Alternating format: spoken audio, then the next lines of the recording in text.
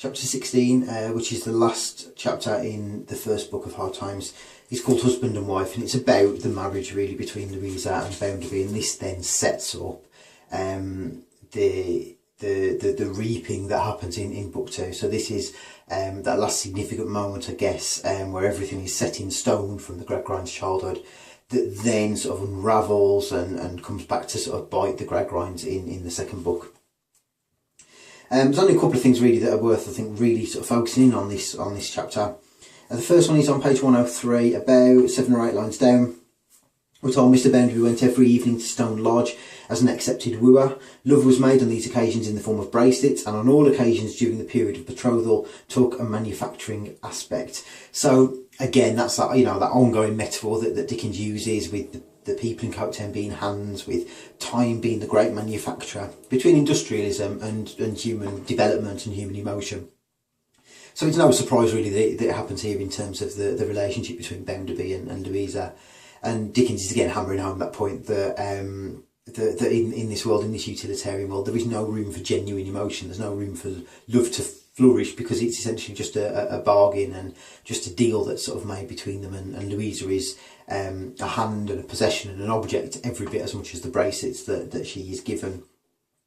So it's just dwelt upon again by Dickens, which again I guess is why we get at the end of book 2 the really melodramatic moment where she sort of falls at her father's feet, because Dickens is really trying to shock us, I guess, with something that is as far removed as possible from this world of manufacturing, this world of factories and this world of utilitarianism. Bounderby says on page 104, just before halfway down, he says, "It's long been my wish to be so. I have watched her bringing up, and I believe she is worthy of me. At the same time, not to deceive you, I believe I am worthy of her." So again, that word worth is important, because Bounderby is valuing, you know, Louisa at a material, a definite worth, whereas, you know, Sissy, who wonders, you know, can't put things down into this tabular form. Gradgrind's already realised that, and there's the idea that Louisa can be broken down into tables, broken down into numbers, and can be, you know, formed at a worth, and therefore can be traded and can be bought by somebody like Bounderby. So again, Louisa and Sissy are sort of set up as very, very much opposite characters there.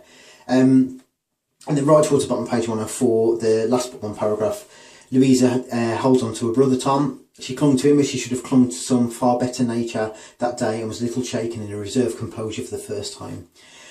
We get this idea throughout towards the end of book 2, where Gradgrind says, you know, the ground that I felt was so firm, was sort of shaken beneath my feet and falling down. Here Louisa's doing the same thing, she's shaking. Dickens is starting to shake the sort of foundations of Louisa, and therefore of utilitarianism, to make this point that actually that this world is built on sand a little bit. Remember, there's been revolution in the 1800s, there's been the French Revolution.